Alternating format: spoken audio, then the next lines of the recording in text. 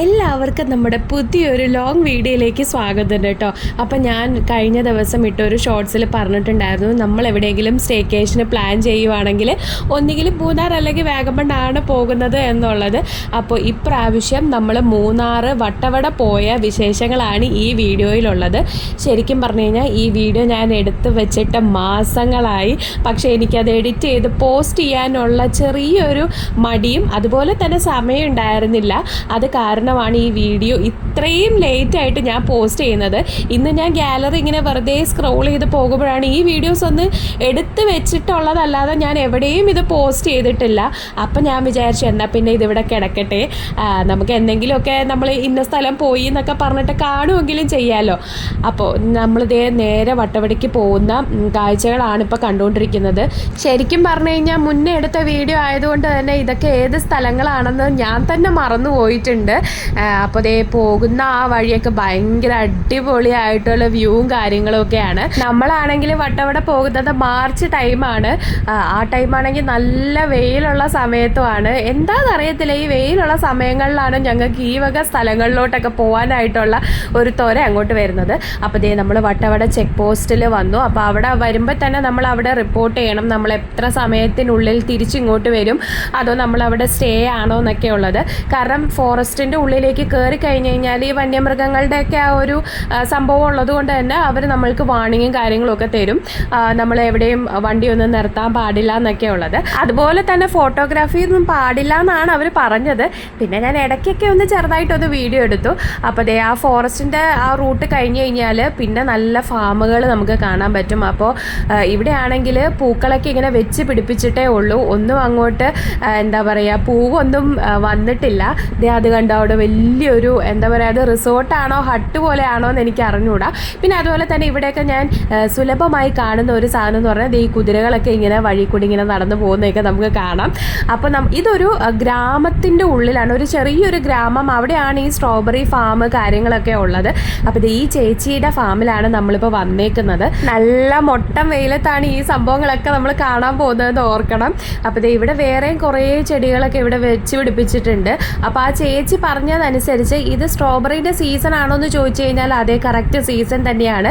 പക്ഷേ വട്ടവട വിസിറ്റ് ചെയ്യാനുള്ള proper season March അല്ല, ഒരു ജൂൺ ജൂലൈ ഒക്കെ കഴിഞ്ഞതിന് ശേഷമാണ് വട്ടവട വിസിറ്റ് ചെയ്യാനുള്ള ഒരു സീസൺ എന്ന് പറയുന്നത്. പക്ഷേ സ്ട്രോബെറി ഇപ്പോൾ എടുക്കുന്ന സ്ട്രോബെറീസിനാണ് കൂടുതലും മധുരം നമുക്ക് കിട്ടുന്നത്. അങ്ങനെയൊക്കെയാണ് ആ ചേച്ചി പറഞ്ഞു തന്നത്. എനിക്കതിൻ്റെ കറക്റ്റായിട്ടുള്ള കാര്യങ്ങളൊന്നും അറിഞ്ഞുകൂടാ. ഇവിടെ എവിടെ നോക്കിക്കഴിഞ്ഞാൽ സ്ട്രോബെറീസ് നല്ല ചുമാന്ന് നിൽക്കുന്നുണ്ട്. നല്ല മധുരം ഉണ്ടായിരുന്നു. ഞാൻ ആദ്യമായിട്ടാണ് ഫ്രഷ് ആയിട്ട് സ്ട്രോബെറീസ് ഇങ്ങനെ ഒരു ചെടിയിൽ നിന്ന് പറിച്ച് കഴിക്കുന്നത്. അതുപോലെ തന്നെ ഇത് ഈ ഒരു സാധനം അവരവിടെ നട്ടേക്കുന്നതാണ്, വെറുതെ നട്ടേക്കുന്നതാണ്. ഇത് അവർ കറി വെച്ച് കഴിക്കും എന്നാണ് പറഞ്ഞത്. നമ്മുടെ ഈ രാജ്മ പോലെയുള്ള എന്തോ ഒരു വലിയൊരു സീഡാണ്. എനിക്ക് കറക്റ്റായിട്ട് ഇതിൻ്റെ പേരൊന്നും അറിഞ്ഞുകൂടാ. ആ പുള്ളിക്കാരി എന്തോ ഒരു പേര് പറഞ്ഞു തന്നിട്ടുണ്ടായിരുന്നു, ഞാൻ മറന്നു പോയതാണ്. അപ്പോൾ ഇതാണ് അതിൻ്റെ ചെടി. നിങ്ങൾക്ക് ആർക്കെങ്കിലും അറിയാമെങ്കിൽ ഒന്ന് കമൻറ്റ് ചെയ്തേക്കണേ, വെറുതെ നമുക്കൊന്ന് അറിയാമല്ലോ. അങ്ങനെ സ്ട്രോബെറീസും കാര്യങ്ങളൊക്കെ നമ്മൾ കണ്ടു കഴിഞ്ഞിട്ട് ഇനി നേരെ അവർ ഉണ്ടാക്കുന്ന വൈന് അതുപോലെ തന്നെ ജാം ഇതൊക്കെ നമുക്കൊന്ന് ടേസ്റ്റ് ചെയ്യാൻ വേണ്ടിയിട്ട് തരും. ടേസ്റ്റ് ചെയ്യാൻ തരുമ്പോൾ നമ്മൾ എന്തായാലും വാങ്ങുമല്ലോ. ഇതാണ് അവരുടെ ആ ഒരു ബിസിനസ് മൈൻഡ് എന്ന് പറയുന്നത്. പക്ഷേ അടിപൊളി ടേസ്റ്റ് ആയിരുന്നു കേട്ടോ. ജാം ആയാലും വൈനായാലും ഞങ്ങൾ ജാമും സ്ട്രോബെറിയും വൈനും ഒക്കെ വാങ്ങിയിട്ടുണ്ടായിരുന്നു അവിടെ നിന്ന്. അടിപൊളി ടേസ്റ്റാണ്. ആ വൈൻ ഇപ്പോഴും ഞങ്ങളുടെ ഫ്രിഡ്ജിനകത്തുണ്ട്. ഞാൻ ഈ വീഡിയോ എഡിറ്റ് ചെയ്യുന്ന സമയം വരെ ഞങ്ങളുടെ ഫ്രിഡ്ജിൽ ഇരിപ്പുണ്ട്. ഭയങ്കര ടേസ്റ്റ് ആയിരുന്നു കേട്ടോ ആ ജാം കൊണ്ടുവന്ന് ഒരാഴ്ചക്കകം ജാമൊക്കെ തീർന്നിട്ടുണ്ടായിരുന്നു. പിന്നെ അതുപോലെ തന്നെ ഇത് കണ്ടോ, ഇത് പാഷൻ ഫ്രൂട്ടാണ്. നമ്മുടെ അവിടെ ഉള്ളതിൽ നിന്നും വ്യത്യസ്തമായി എനിക്ക് തോന്നിയത് കൊണ്ട് ഞാൻ വീഡിയോ എടുത്തതാണ്. ഇത് നല്ല മധുരമുള്ള പാഷൻ ഫ്രൂട്ടാണെന്നാണ് പറഞ്ഞത്. അപ്പോൾ എനിക്ക് വേണമെന്നൊക്കെ ചോദിച്ചു. ഞാൻ പറഞ്ഞു വേണ്ട, അത്യാവശ്യത്തിലുള്ള ലോഡ് സാധനങ്ങളുമായിട്ടാണ് നമ്മൾ വന്നത്. അപ്പോൾ ഇത്രയൊക്കെ ഉണ്ടായിരുന്നുള്ളൂ നമ്മൾ ആ ഫാമിൽ വിസിറ്റ് ചെയ്തത്. ഇനി നമ്മൾ ഇവിടുന്ന് തന്നെ ഫുഡ് കഴിച്ചിട്ട് നേരെ ഇനി മൂന്നാർക്ക് തന്നെയാണ് തിരിച്ചു പോകുന്നത്. അപ്പോൾ ഫുഡ് കഴിക്കാൻ വേണ്ടിയിട്ട് നമ്മളൊരു ഹോട്ടലിൽ നിർത്തിയതാണ്. ഇത് ഇവരുടെ ഫേമസ് ആയിട്ടുള്ള എന്തോ ഒരു കടയാണ് കേട്ടോ. അപ്പോൾ ഇവിടുന്ന് നോക്കിക്കഴിഞ്ഞാൽ നല്ല അടിപൊളിയായിട്ടുള്ള വ്യൂ ആണ്. ഈ കാണുന്നതാണ് അവിടുത്തെ ഫാമുകൾ. നമ്മൾ ഈ ഓഗസ്റ്റ് ആ ഒരു ടൈമിലൊക്കെ വരുമ്പോൾ ഇവിടെ നല്ല പച്ചപ്പായിരിക്കും കാണാൻ വേണ്ടിയിട്ട്. ഇപ്പോൾ എവിടെ നോക്കിക്കഴിഞ്ഞാലും വറ്റി വരണ്ട ആ ഒരു അവസ്ഥയാണ്. കാരണം മാർച്ച് സീസൺ ആണല്ലോ, പിന്നെ പറയേ വേണ്ട. അങ്ങനെ പിന്നെ ഏട്ടൻ ബിരിയാണിയാണ് വാങ്ങി കഴിച്ചത്, ഞാനൊരു മീൽസും വാങ്ങി. പിന്നെ നമ്മൾ ഫുഡൊക്കെ കഴിച്ച് കഴിഞ്ഞിട്ട് നേരത്തെ നേരത്തെ കണ്ട ആ ഒരു എക്കോ പോയിൻറ്റിൻ്റെ അങ്ങോട്ടേക്ക് വന്നതാണ്. സോറി, ഇതൊരു എക്കോ പോയിൻ്റ് ആണെന്ന് എനിക്കറിയാം കേട്ടോ. അപ്പോൾ ഇവിടെ നിന്ന് നമ്മൾ എന്തെങ്കിലും സംസാരിക്കുകയോ അല്ലെങ്കിൽ കൂകുകയോ ഒക്കെ ചെയ്ത് കഴിഞ്ഞാൽ അപ്പുറത്ത് നമ്മുടെ എക്കോ നമുക്ക് കേൾക്കാൻ പറ്റുന്നുണ്ടായിരുന്നു. നല്ല അടിപൊളിയായിരുന്നു കേട്ടോ. ഈ ഒരു ടൈമിൽ ഇവിടെ വെള്ളമൊക്കെ കുറവായിരുന്നു. അതുകൊണ്ട് തന്നെ നമുക്ക് താഴേക്കൊക്കെ ഇറങ്ങി പോകുന്നതിന് അങ്ങനെ റെസ്ട്രിക്ഷൻസും കാര്യങ്ങളും ഒന്നും ഉണ്ടായിരുന്നില്ല. അങ്ങനെ ഞങ്ങൾ പിന്നെ അവിടെ നിന്ന് കുറച്ച് ഫോട്ടോസൊക്കെ എടുത്തതിന് ശേഷം നമ്മൾ ഇനി എവിടെ പോകും എന്നുള്ളൊരു ഡിസ്കഷൻ്റെ ഇടയിലാണ് ഞാനൊരു കാഴ്ച കണ്ടത്. ഇത് കണ്ടോ, ഇത് ആ ഗ്യാസിൻ്റെ ആ ഒരു ക്ഷാമം ഉണ്ടായിരുന്ന ടൈമിൽ എൻ്റെ കുട്ടിയാണെങ്കിൽ അവിടെ കിടക്കുന്ന ചുള്ളി എല്ലാം കൂടി പെറുക്കി എടുത്തിട്ട് നമുക്കിത് വീട്ടിൽ കൊണ്ടുപോകാം അച്ഛാ, നമുക്ക് ഗ്യാസിന് ക്ഷാമം വരുമ്പോഴത്തേക്കും ഇത് കൊണ്ടുപോയി കത്തിക്കാമെന്നുള്ള രീതിയിൽ അവൾ എടുത്തതാണ്.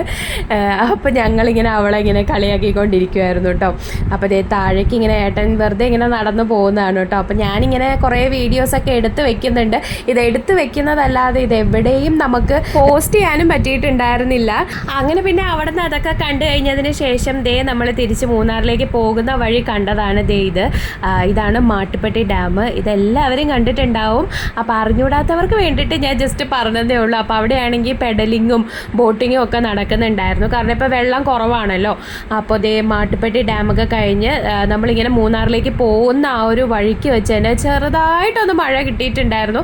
കാരണം ആ ഒരു ഹൈറ്റ് കയറും തോറും കാലാവസ്ഥയും മാറുന്നുണ്ടായിരുന്നു. ചെറിയ തോതിൽ ചൂടിൽ നിന്നും തണുപ്പിലേക്ക് നമ്മൾ വന്നപ്പോൾ ഭയങ്കര ഒരു ആശ്വാസമൊക്കെ ആയിരുന്നു കേട്ടോ. അങ്ങനെ ഞാൻ ഈ മഴേൻ്റെ ഇത് കാണിക്കുന്നതാണ്.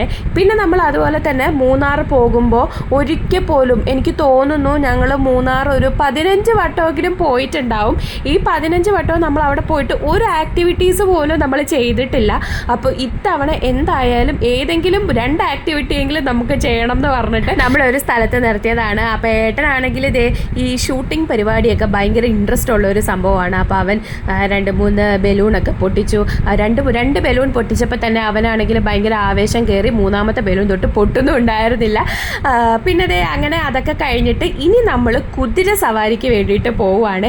അപ്പോൾ ഏട്ടനെയും കുഞ്ഞുനെയാണ് ഞാൻ പറഞ്ഞു വിട്ടേക്കുന്നത്.